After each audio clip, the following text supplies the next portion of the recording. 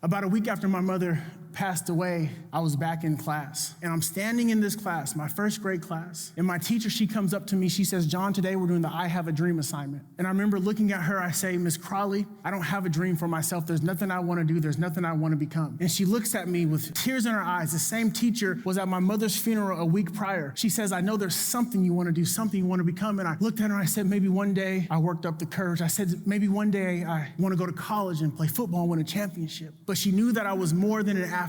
And she says, "What else is it you want to do?" And I remember looking up at this image of Dr. King and I said, "Maybe one day I want to be a doctor like Dr. King. I want to change and inspire the world." She looks at me and says, "John, I believe in you." And in that moment was a moment that something was birthed. Because when she said she believed in me, it was powerful. That was when I began to believe in myself, and I'll never forget it. The worst week of my life, but the best day of my life was the moment that hope was born. I believe hope is a seed from which love grows.